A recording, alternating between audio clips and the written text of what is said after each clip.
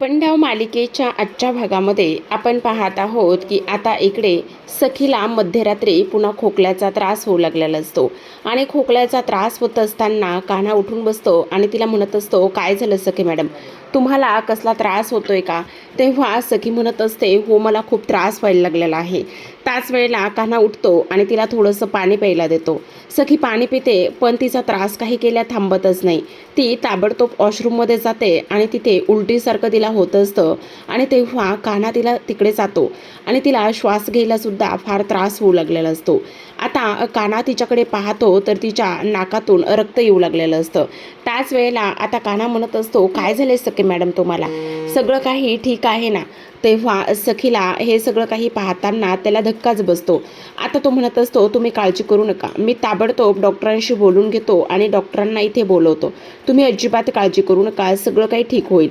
तेव्हा लगेच आता कान्हा खाली हॉलमध्ये जातो आणि डॉक्टरांना फोन करतो. तर आता डॉक्टरांनी फोन तर उचललेला असतो, पण डॉक्टर आता अवेलेबल नसतात. तेव्हा ते डॉक्टर एका दुसऱ्याच डॉक्टरांचा नंबर कान्हाला देतात. कान्हाची ही धावपळ हे सगळं काही पाहून तेजस्विनीला जाग आलेली असते आणि ती हॉलमध्ये येते आणि विचारते की अरे काय झाले, तू एवढा ओरडतोस का, कसला गोंधळ सुरू आहे?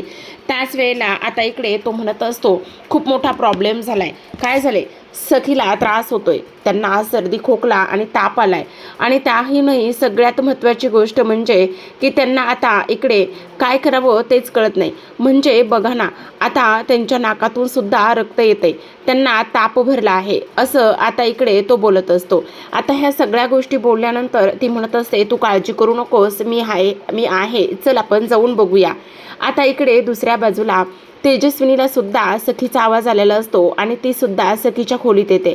सखी बाथरूममध्ये असते आणि तेव्हा ती म्हणत असते, ही एवढी जोराजोरात का बरं ओरडते? आणि तेव्हा पुन्हा एकदा सरकार म्हणत असते, काय झालंय तुला, तुला त्रास होतोय का कसला, तुला खोकला झालाय का, थांब मी तुला पाणी प्यायला देते. असं म्हणून पुन्हा एकदा सरकार आता सखीला पाणी प्यायला देत असते आणि तेव्हा सखी म्हणत असते, नाही नकोय, मला पाणी वगैरे प्यायला नकोय. अगं असं काय करतेस, घे ना थोडंसं पाणी पी, तुला बरं वाटेल. तेव्हा ती म्हणत असते, नाही नको मला पाणी. बरं ऐक ना, तुला सर्दीचं खोकल्याचं औषध देऊ का? तेव्हा ती म्हणत असते, नाही नको, मी सर्दी खोकल्याचं औषध सुद्धा घेतलेलं आहे. असं म्हटल्यानंतर पुन्हा पुन्हा तिचा आता हा त्रास वाढतच चाललेला असतो. एवढा त्रास होत असतो की काही विचारूच नका. तेव्हा तिला शिंका येत असतात, खोकला येत असतो आणि उलटीसारखं सुद्धा होत असतं. आता ती तिच्यावर ओरडणार असते. तेव्हा पुन्हा विचार करते, नाही नाही, हिच्यावर ओरडून वगैरे चालणार नाहीये. जर हिच्यावर ओरडलं तर खूप मोठा प्रॉब्लेम होऊ शकतो. उगाचच ओरडत बसायचं आणि नाही त्या गोष्टी व्हायच्या, त्यापेक्षा हिच्यावर ओरडत नाही असं इकडे ती बोलत असते. आणि त्याच वेळेला ह्या सर्व काही गोष्टी इथे बोलल्यानंतर आता पुन्हा एकदा सखीला ती थोडंसं पाणी प्यायला देते. सखी पाणी पिते, पण सखी आता पाणी पित असताना तिला पुन्हा एकदा ठसका लागतो आणि ठसका लागल्यानंतर जे काही ती पाणी प्यायलेली असते ते पाणी पुन्हा इथे सरकारच्या थोडंसं अंगावर पडतं आणि सरकारच्या अंगावर ते पाणी पडल्यानंतर आता इकडे ती म्हणत असते, ई काय करतेस सखी, तू डोक्यावर पडलीस का, अशी कशी वागू शकतेस ग, मूर्ख आहेस का तू, असं सुद्धा आता इकडे ती तिच्यावर ओरडून बोलत असते. त्याच वेळेला आता पुन्हा सखीला त्रास होत असतो. आता बाहेर इथे तेजस्विनी त्याचबरोबर कान्हा हे दोघेही जण आलेले असतात आणि दरवाजा वाजवत असतात. तेव्हा आतून सरकारचा आवाज येतो आणि आतून सरकारचा आवाज आल्यानंतर ते दोघेही जण म्हणत असतात, तुम्ही काय करताय सरकार आतमध्ये, प्लीज दरवाजा उघडा ना. हे बघा, तुम्ही दरवाजा का आणि कशामुळे लावून घेतलेला आहे, तुम्ही दरवाजा उघडा ना प्लीज, असं करू नका, दरवाजा उघडा, दरवाजा उघडा, असं सुद्धा आता इकडे ते बोलत असतात. आता ह्या सगळ्या गोष्टी बोलल्यानंतर आपण पाहतो की इकडे लगेचच सखीचं लक्ष सुद्धा तिकडे जातं. आता सखीचं लक्ष तिकडे गेल्यानंतर ती म्हणत असते, कान्हा कान्हा, पण इकडे मात्र सरकार अजिबात दरवाजा उघडत नसते.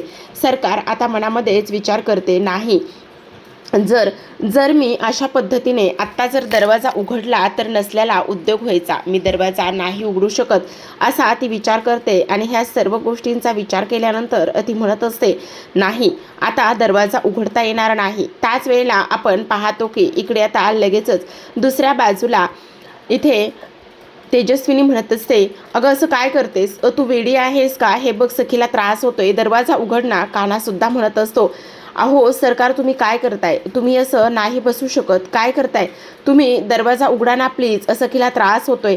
त्याच वेळेला आता सरकार म्हणत असते, तुम्हा लोकांची काही गरज नाही. ती माझी मुलगी आहे ना, मग माझी मुलगी असताना तिला काय त्रास होतोय आणि काय नाही, ह्या सगळ्या गोष्टी मला समजतायत. तुम्ही उगाचच नाही त्या गोष्टी मला सांगू नका. समजलं का तुम्हाला? असं म्हटल्यानंतर आता आपण पाहतो की इकडे सखी कान्हा करत असते आणि त्याच वेळेला आता सरकार तिला म्हणत असते, हे बस की तू काळजी करू नकोस. तुझी आई इथे आहे ना, मग तुझी आई इथे असताना तुला घाबरण्याची आणि कशाचीच काहीच गरज नाही आहे, समजलं?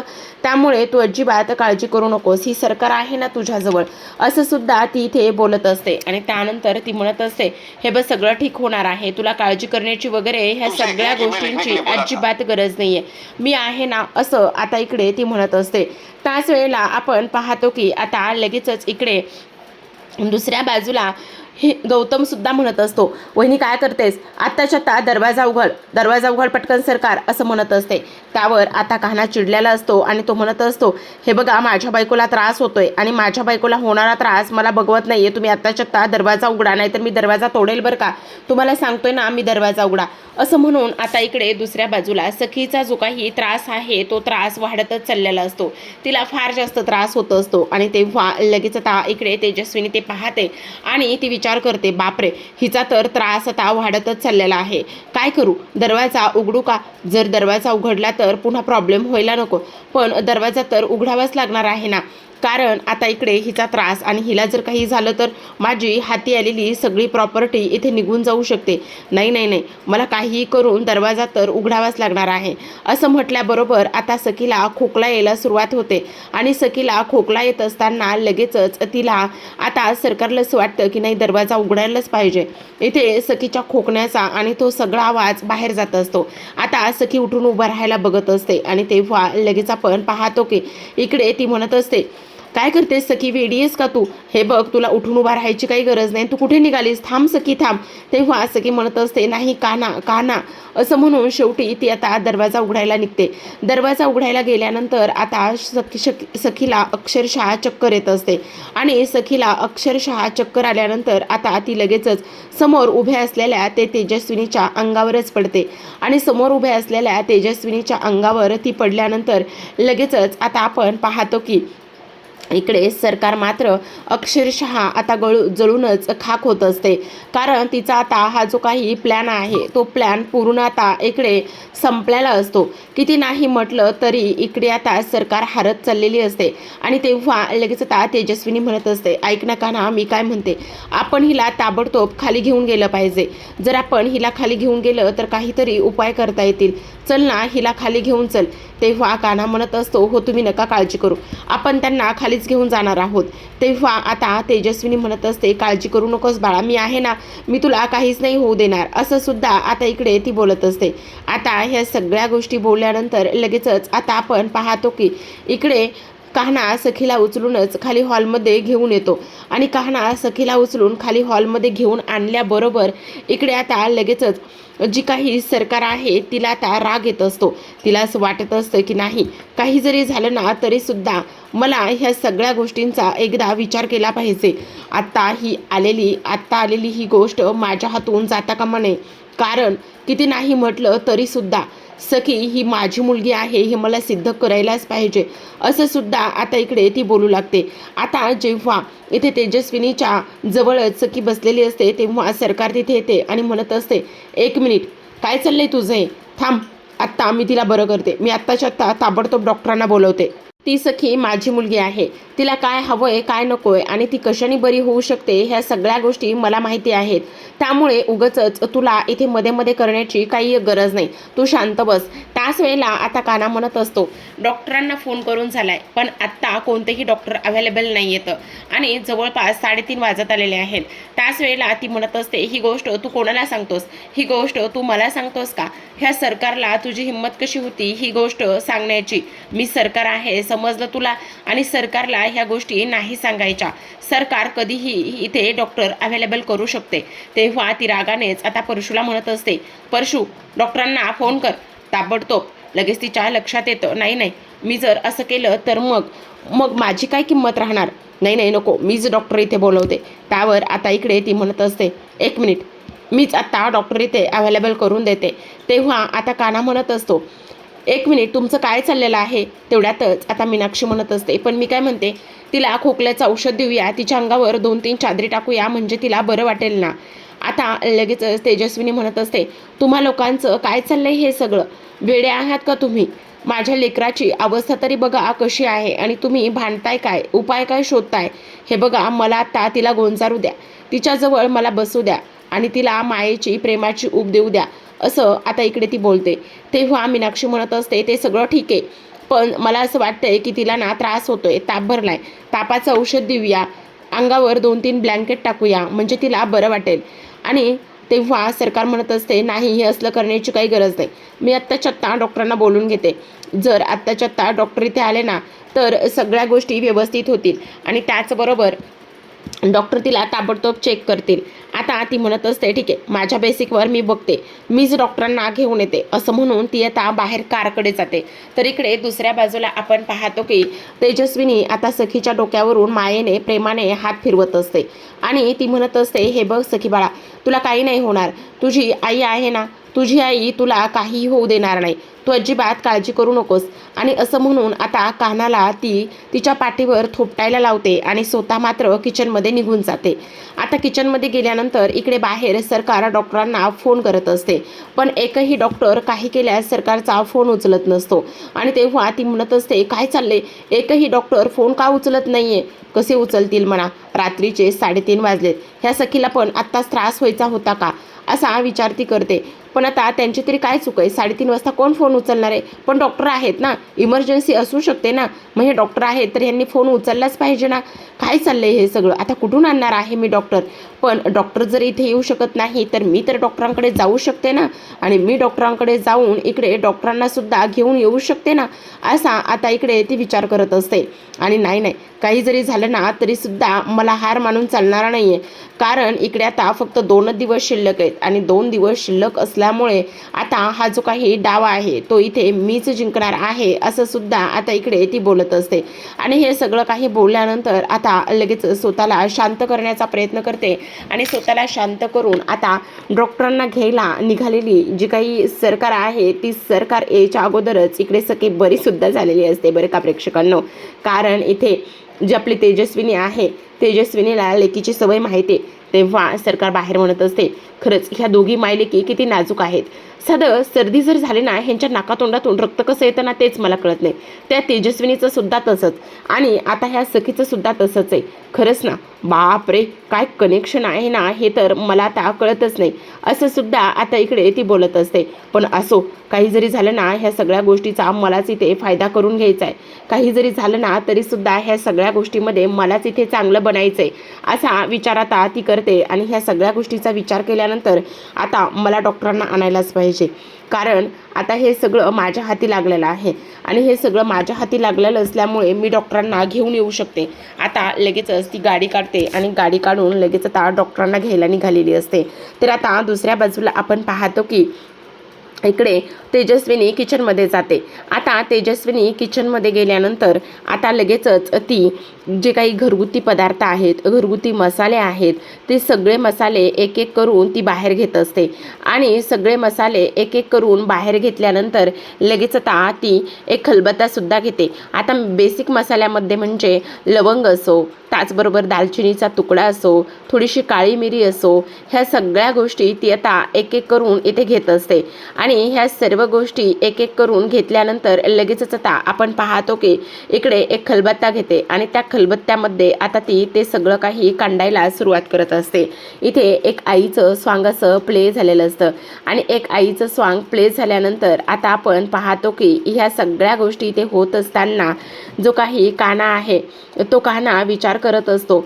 म्हणजे तसं पाहायला गेलं तर आता सगळ्यात महत्त्वाची गोष्ट म्हणजे ही जी काही सखी आहे त्या सखीची आई दुसरी तिसरी कोणीही नाही तर फक्त आणि फक्त ह्या तेजस्विनीच आहेत हे किती किती वेळा तरी सिद्ध होत आहे असा विचार आता कान्हाच्या मनात येत असतो. तेव्हा सखीचं लक्ष किचनमध्ये काम करणाऱ्या त्या तिच्या आईकडे जातं आणि त्या तिच्या आईकडे गेल्यानंतर तिला आता लगेचच तिची लहानपणाची ती आई आठवते, जी आई तिच्यासाठी अशाच पद्धतीने किचनमध्ये हे सगळं काही जाऊन ती करायची. आणि हे सगळं किचनमध्ये जाऊन ती करत असताना लगेचच आता तिला ते बालपण आठवतं आणि बालपण आठवल्यानंतर कशा पद्धतीने ती सोफ्यावर बसायची आणि तिची आई ते सगळं तिच्यासाठी करायची. तर आता आपण इकडे दुसऱ्या बाजूला पाहतो की सखी तिच्याकडे हात करत असते, कारण बालपणातली आई तिला आठवते आणि बालपणातली आई तिला आठवल्याबरोबर इकडे आता लगेचच ती म्हणत असते, नाही हे सगळं काही माझीच आई करू शकते, ही माझीच आई असू शकते असा तिच्या मनामध्ये एक विचार येतो.